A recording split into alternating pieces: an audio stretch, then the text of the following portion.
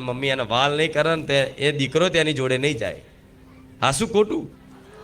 એક નાનું જાનવર, એક જીવ છે, જોજો, એક જીવ છે, નાનું એક કૂતરું છે. એને જો કોઈ વાલ નહીં કરે તો એ કૂતરું તે પૂંછડી હલાઈને એની જોડે જશે. પણ જો તમે ખાલી એને વાલથી એમ બોલાવશો ને અને હાથ ફેરવશો ને તે કૂતરું તમે 10-10 વર્ષ પછી તે આવો ને તે 10 વર્ષ પછી તમને ઓળખી જોવાના. હા શું ખોટું? કેમ કે જીવોની અંદર એક ચા શું છે?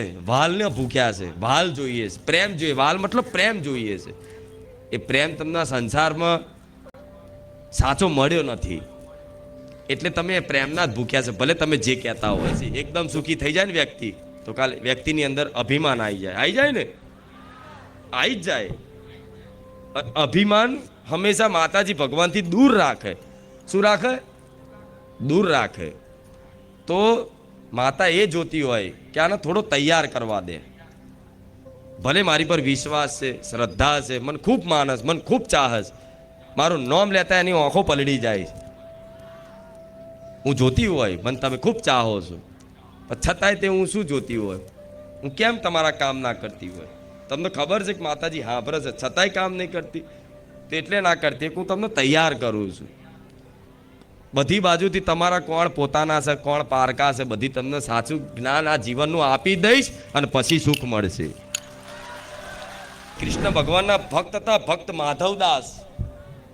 એ માધવદાસને એટલા બધા મતલબ આવા જે હોય ને ભક્તોને હેરાન કરવા વાળા, પરેશાન કરવા વાળા, ભક્તોની નિંદા કરવા વાળા, ભક્તોનો મજાક કરવા વાળા પહેલાય હતા ને અત્યારે હોય છે.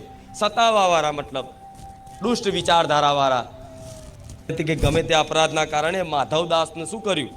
જાહેર ચોકમાં વચ્ચે બોલાવી અને ઉઘાડા કરીને ચાબુકથી મારવામાં આવ્યા. શું? ચાબુકથી મારવામાં આવ્યા.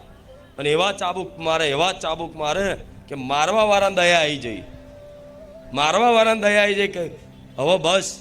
પણ એક ચાબુક મારે ને તે ચાબુકથી શું થાય? હોર પડી જાય, મતલબ આખો બૈડો ફાટી જાય. એટલી પીડા થાય કે અસહનીય પીડા થઈ જાય, વ્યક્તિ મરી જાય એટલા બધા ચાબુક ખાઈ. છતાંય તે એ ચાબુક એક પડે ને એને તો એને ચાબુકનો દર્દ નહોતો થતો. એમને છે ને આપે રૂપે ચંદન જેવી ઠંડક આવતી હતી અંદર.